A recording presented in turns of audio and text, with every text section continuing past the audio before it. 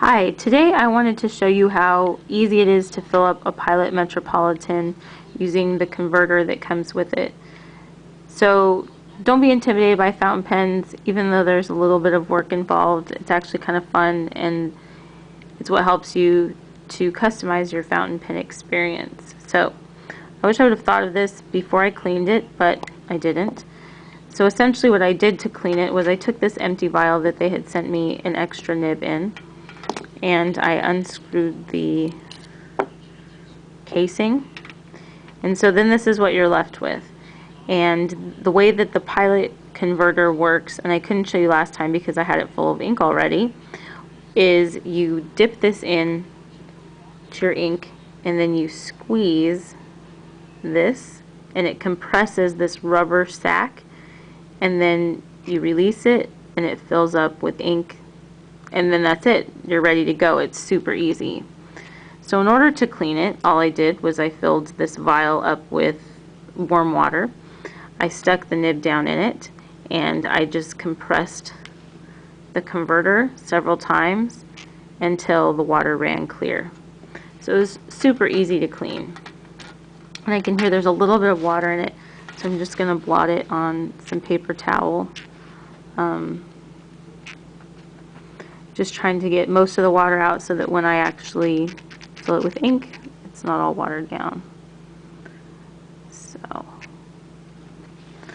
I know some people will like wait overnight and let it dry. I don't worry about that too much.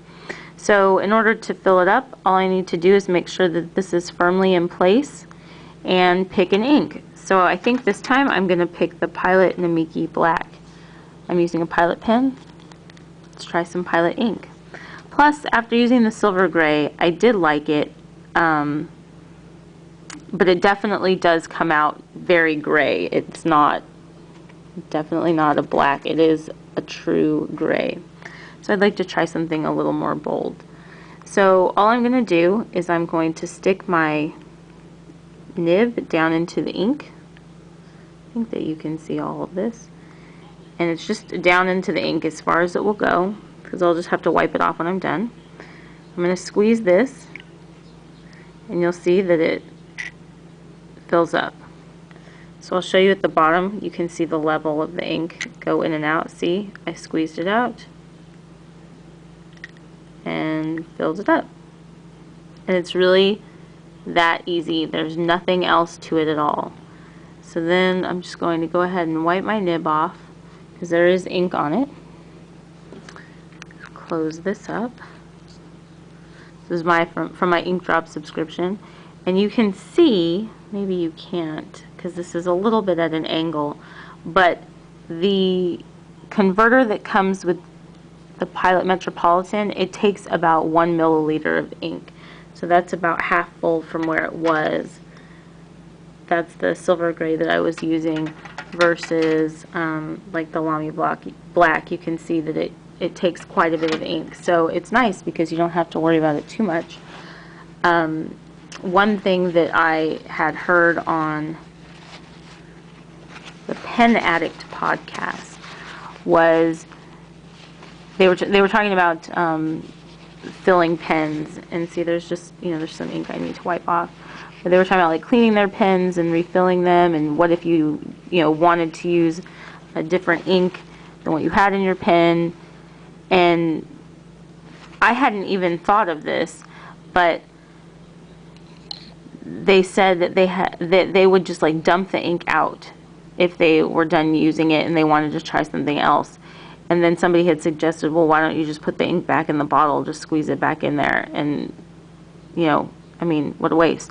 So that would be my suggestion if you feel like you don't want to finish what you have in your pen, but you would like to change, then just squeeze it back into the tube or the vial or the bottle, whatever you have, and you can use it again. So let's give it a write and see if this actually worked. I'm going to just add to this piece of paper that I have. This had a list. A student gave me a glass quill, a bottle of ink, and a bunch of nibs, a box of them, and I didn't know what they were for, so I went onto the Fountain Pen Network and I showed a picture of them, and it turns out that I had a bunch of stub nibs, or I'm sorry, a bunch of nibs for dip pens. And so I need to buy a dip pen, and then I can interchange the nibs, and this was like the whole list of nibs I had. So let's try it and see how it works. So it's a little bit watery, and I don't know if that's the ink or if that's because there's still a little bit of water in it. A little bit of feathering. This is, I think it's pronounced Namiki. Namiki paper, and it's pretty good about not feathering or bleeding or anything like that, so it could definitely be water still in the pen, although I've never used Pilot Namiki ink, and so I don't know if it's the ink or if it is the water, but as I write it seems to be getting less and less watery.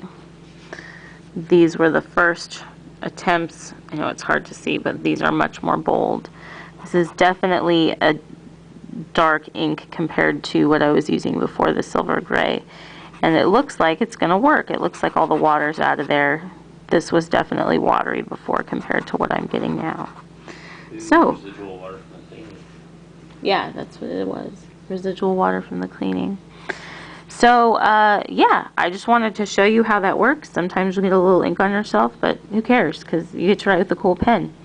So, I just wanted to show you that, and I hope you found it helpful. This was for the Pilot Metropolitan, my new favorite fountain pen. For like $16, you can't beat the value and the look. It really is an excellent pen, plus it comes with a converter. I hope you have a nice day. Bye-bye.